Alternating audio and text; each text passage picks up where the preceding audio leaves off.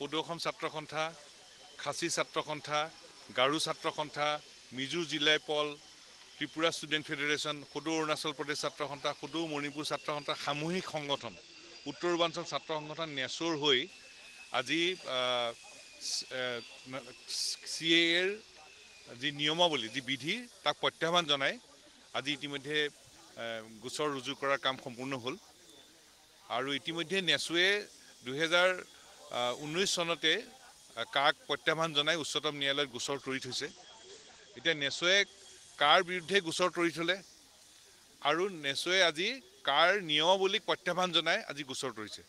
নেচৰ প্ৰশ্ন একদম স্পষ্ট, যদি ত্ৰিপুৰাৰ কাৰণে যদি বিপদ, যদি অসমৰ কাৰণে যদি বিপদ, মেঘালয়ৰ কাৰণে যদি বিপদ, এইটো সমগ্ৰ উত্তৰ পূৰ্বাঞ্চলৰ কাৰণে বিপদ।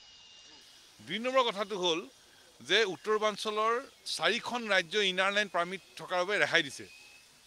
মিজোৰামক ৰেহাই দিলে, অৰুণাচলক ৰেহাই দিছে, নাগালেণ্ডক ৰেহাই দিছে আৰু একে নিশাৰ ভিতৰত মণিপুৰতো ইনাৰ লাইন পাৰ্মিট দি মণিপুৰকো ৰেহাই দিছে। অৰ্থাৎ উত্তৰ পূৰ্বাঞ্চলৰ 4খন ৰাজ্যত কা প্ৰযোজ্য নহয়। উত্তৰ পূৰ্বাঞ্চলৰ 6ষ্ঠ অনুসূচীৰ এলেকা, এতিয়া মেঘালয়ে 98% এলেকাত কা প্ৰযোজ্য নহয়, ৰেহাই দিছে।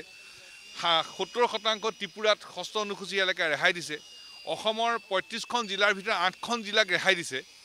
গতিকে নেচৰ প্ৰশ্নটো হ'ল যে উত্তৰ পূৰ্বাঞ্চলৰ ইনাৰ লাইন পাৰ্মিট থকা ৰাজ্যবিলাকৰ কাৰণে যদি কা বেয়া, উত্তৰ পূৰ্বাঞ্চলৰ অসমৰ 6ষ্ঠ অনুসূচীৰ এলেকাৰ কাৰণে যদি কা বেয়া, তেতিয়াহ'লে উত্তৰ পূৰ্বাঞ্চলৰ আৰু অসমৰ প্ৰতিটো অঞ্চলৰ কাৰণেই কা বেয়া।